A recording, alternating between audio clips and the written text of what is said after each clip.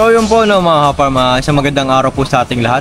Panibagong araw, panibagong property na naman ang ating bibisitahin. Andito po tayo ngayon sa General Luna, Quezon po mga kaparm. Bibisitahin po tayo ng beachfront mga kaparm na may sukat po na 1.4 hectares mga kaparm. At ito po ay meron pong 200 meters po na frontage sa dagat mga kaparm. Kaya ito po, makikita nyo. Ito po yung mismong dagat mga kaparm.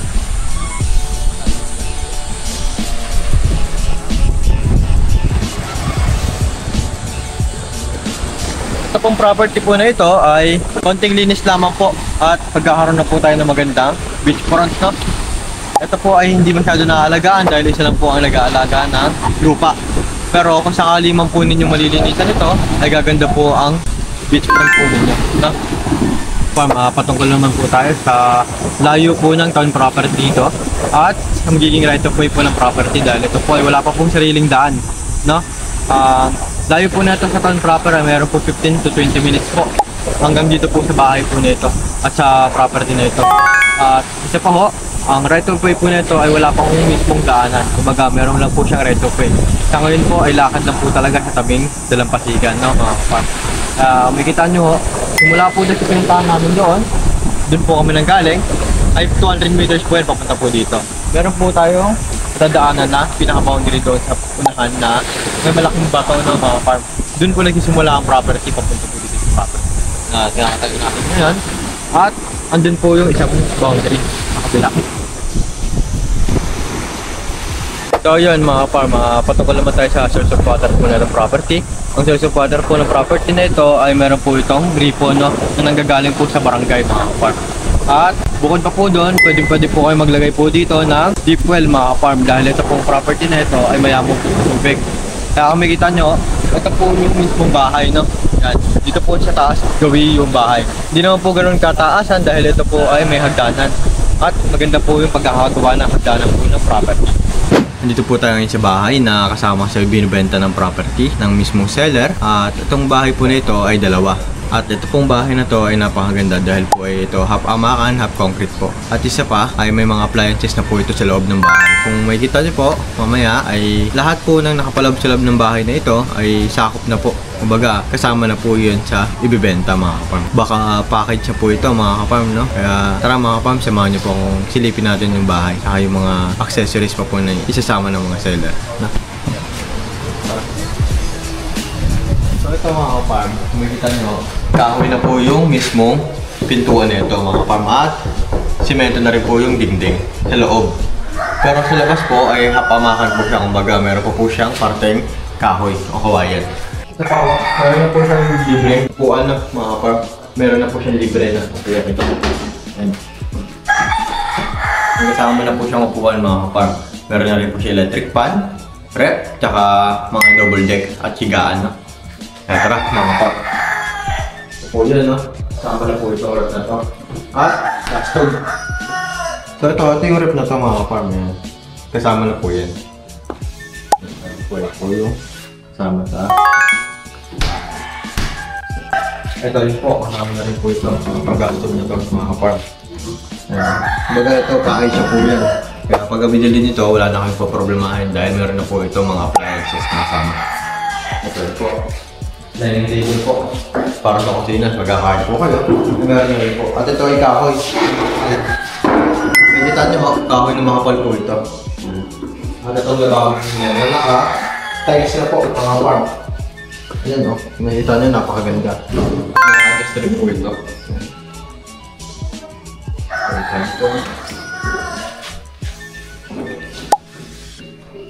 Meron na rin po sa makakasakot ng mga farm. Ito po. Dito po ay hihipunin yung gawing labahan mga kaparm. Pwede nyo po gawin dito yung mga washing machine nyo or dryer at dito na po kami sa mga labat. Dahil ito po yung lipo. Meron pong tubig mga kaparm. Meron po silang source of water dito. Kaya ang property po na ito ay hindi mahirap paggawaan ng mga tubig no? Dahil po bukod po sa meron na po sa beach, meron na rin po ito karinig tubig sa loob ng bahay. Dito na po ito. So dito naman po tayo, pasok naman po tayo sa bato, no? Ito po yung double deck na sinasabi ko po at meron na po siyang kasamang higaan. Ito po. May kasama mo na po siya higaan. Dalawa po yan mga kapag. Puro mga bago pa po yan at hindi pa po nagagalaw. Kapag.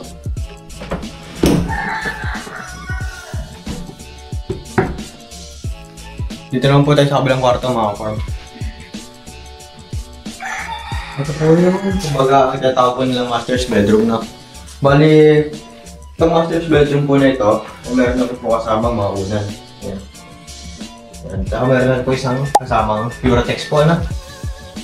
Meron pong Uratex na kasamang higaan. Ayan. At kahoy na rin po yung higaan po nito. At may kasama na rin po mga electric fan. At ito rin po. Closet po na. Ito po yung closet.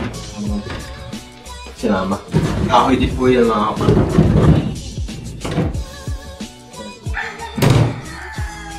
May mga kapal, kung makikita nyo po ay napakaganda po nitong bahay po nito dahil po meron na po itong kasamang closet. Bukod po sa closet ay may kasama na po itong higaan. No? Ayan, kung makikita nyo yung higaan na yan. Kasama na po yan sa lahat ng ibinibenta ng seller. So yan mga kapal, bukod po sa lecture po ng property ay meron pa po itong overlooking na mga farm. Ang overlooking po na itong property mga ka-farm ay ito. Yung mismo palaisdaan sa likod ng property. Yan, kung makikita nyo po yan. Papaliparan po natin ang drone yan mamaya para makita po natin yung sabi ko pong overlooking sa inyo. Bukod pa po sa isang bahay na kasama ay meron pa po itong isa pa. Bali ito po ay dalawang bahay na ibinibenta rin po. Kasama na rin po yan sa bentahan mga ka-farm at hindi na magkakaroon ng other charge na mga ka-farm para po din sa bahay. Kaya sa lahat ng buyer natin na gustong bisitahin ng property at maghanap po ng beachfront, ito po mga ka-farm, ito na po yung property na hinahanap ninyo dahil ito po ay napakaganda at isa pa ho ay napakamura mga ka-farm. Kaya tawag na po kayo sa number na makikita po ninyo sa inyong screen at sa WhatsApp and Viber po mga ka-farm. Tara! So yun mga farm, bali ito po yung sinasabi ko sa inyo na kasama na isang bahay mga farm at ito po yung kaninang binidyohan natin.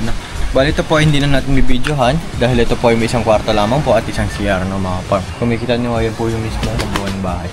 Mamaya po may video po ipapakita sa inyo ng bahay na ito. So yun po. Tara. So yun patungkol naman po tayo sa mga tanim po ng property. Ang tanim po ng property na ito mga farm ay meron po itong kaimito, mangga, langka, tsaka guyabano mga farm. At isa pa ho ay meron itong mga saging mga farm. Ang tanim po ng property na ito ay lahat po ay namumunga. Sa puno ng niyog naman po ay meron po itong 10 piraso namumunga na. Pero ang nakatanim po ay 30 pieces po na kapuno ng niyog. Kung makikita nyo po, dito po tayo sa may kaibabawan ng property. Medyo may pangat po na ito mga farm at may hagdanan naman pong ginawa ang seller po nito. Kumbaga parang aesthetic na rin po ang dating mga ka-farm. At ito yung mismong dagat, no? At ito po yung bahay. Yan, yung dalawang bahay po yung nasa itaas. Andyan po yung mismo. Ito. Yung dalawang bahay na kasama sa property. At ito po yung sabi sa yung daanan. Pababa po yan. Papunta po yan sa beachfront, no? Sa may lecture nyo po. Ang lecture po na ito ay may frontage po na 200 meters po, no? Ganun po kalawak ang frontage po ng beachfront nyo po mga ka-farm. At itong property na to ay ideal po paglagyan mga cottage sa bungad mga ka-farm. Para po mayroon po kayo return ng investment para mabisita na rin po ng mga tourists yung mga beachfront po ninyo mga ka-farm. Patungkol po tayo sa titulo. Ang titulo po na ito ay tax deed pa po. At isa lang po ang nakapangalan. Kung tatanungin niyo po kung buhay pa ho, yes po, buhay pa po yung mismong nakapangalan sa titulo. At ito po ay mayroon na pong lot plan. Yun nga lang po ay hindi pa po na-approve ng DNNR. Pero madali lang naman po yun may apply ng mga farm. Kaya sa interested buyer po natin dyan, ay tumawag lang po kayo sa number po na may kita ninyo sa inyong screen. At sa WhatsApp and Viber po na para sa mga karagdagang impormasyon na gusto nyo pong malaman patungkol sa property nito.